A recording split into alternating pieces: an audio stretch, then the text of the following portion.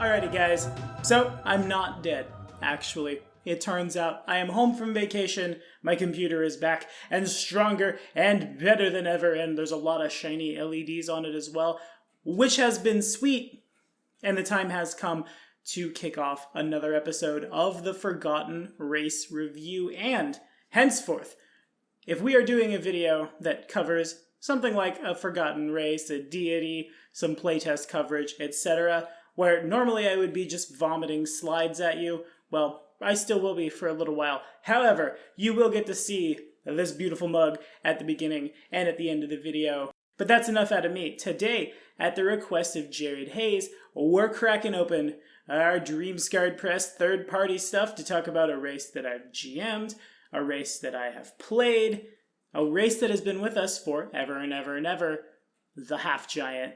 If you guys are liking what you're seeing, be sure to like, subscribe, ding the bell for all of your Pathfinder first and second edition coverage. And remember that patronage at any tier can help your request get to the top of a very long request line. Oh, yeah, by the way, if you have a request, it goes in that way.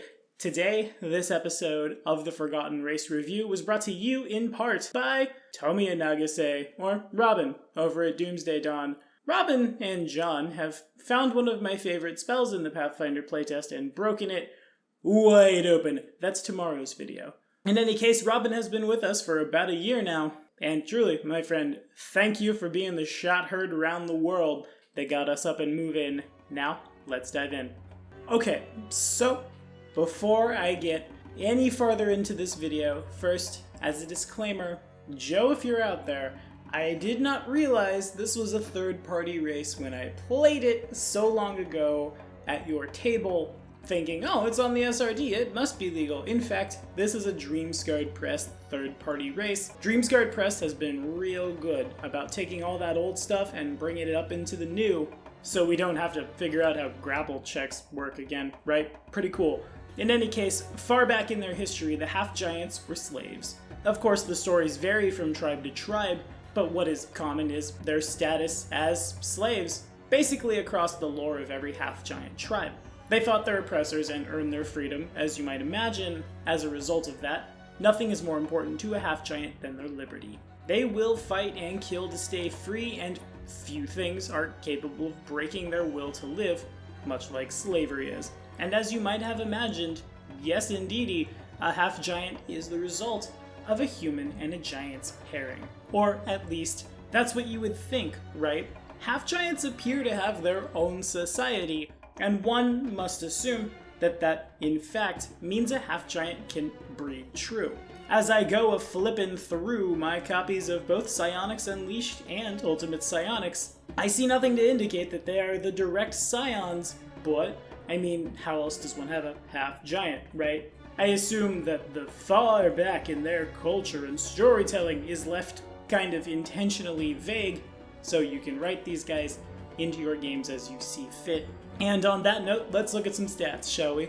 A half-giant comes of age at 30 years. Males range in height anywhere from 6'6" to 8'4", with females coming in just 3 inches shorter, males weighing anywhere from 224 to 508 pounds, with the females weighing 184 to 468, give or take. The maximum age for your half-giant is 120 plus 4 percentage dice worth of years. Now, let's look at some race traits. So, these big boys and girls have a +2 to wisdom and, as you might imagine, strength, but are one of the rare races in this game to suffer a -2 to their dexterity.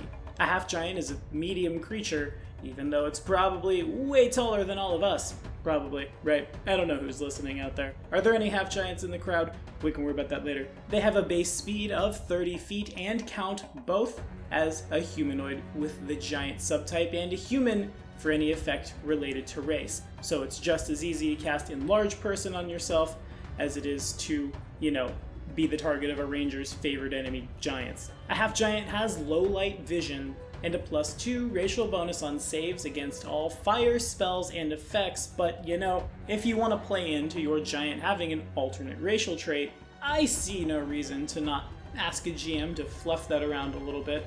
DSP does have a cold variant instead of fire in their alternate racial traits, but if you, like me, when you play this, came from a storm giant, electricity makes sense too. In addition, the half giant receives a +4 racial bonus on survival checks, and has not one, not two, but 3 different psionic racial traits.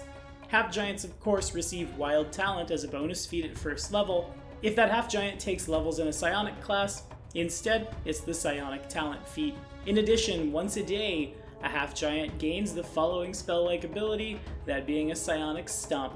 The manifestor level is half the giant's level, and the DC is 10, plus the level of the power, plus the half giant's charisma modifier. And when a half giant takes a level in a favored class, the half giant can choose to gain an additional power point instead of a hit point or skill point, but that's, unless you're playing psionics, not the fun part. The fun part comes from the ability Powerful Build. Half giants are half, not small, and their physical stature lets them function in many ways as if they were much larger than they are. Whenever a half giant is subject to a size modifier or special size modifier for combat maneuver bonus or defense, like during a grapple check or a bull rush, the half giant is treated as one size larger if doing so is advantageous to him.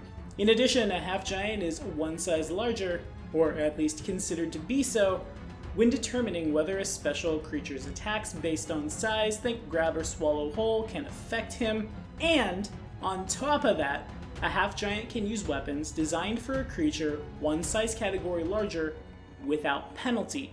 Of course, his space and his reach remain those of a creature of his actual size, and this trait stacks with the effects of powers, abilities, and spells and things, so yeah, that's really good. So a medium-sized short sword, a d6 weapon, as a large weapon is a d8, and the half giant can have access to that bigger weapon without relying on enlarge person, the impact enchantment, the ways we would normally get this. And obviously, that's pretty darn good and definitely something to build around. I GM'd for a half giant one time in my very early days as a tabletop enthusiast in a 3-P game in a trailer in Gillum, Missouri. And if you have any idea where that is, well, pat yourself on the back because you know a thing that most of the people listening do not. That half giant's name was Angron the World Render, and I really didn't get into his backstory too much because we weren't super, into that at the time. What we were into was a bunch of overpowered 3.5 feats that allowed this half-giant fighter to wield a crossbow bigger than a ballista.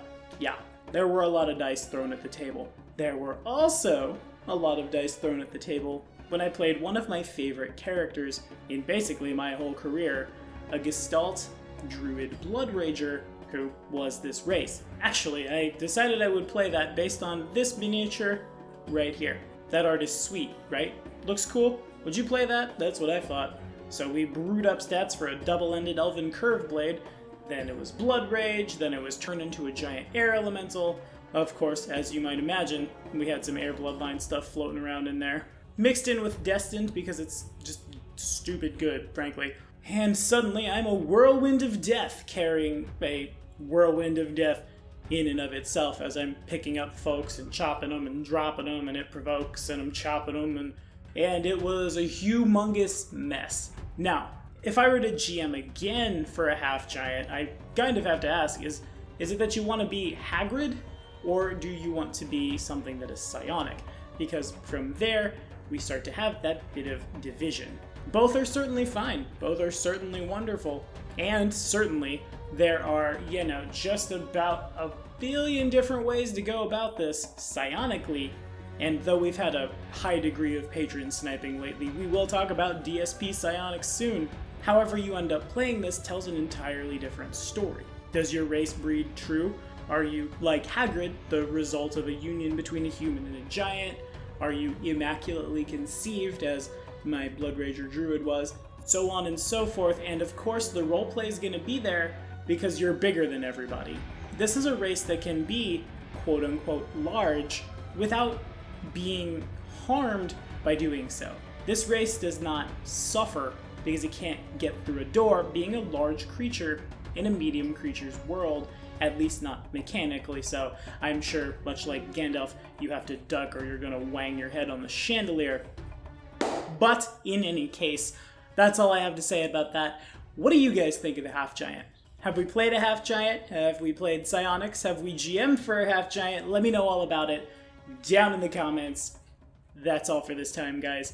As always, thank you guys so much for watching. Next week on the Forgotten Race review, we're cracking open some more official Paizo for the Chitin-blooded Tiefling. See you then.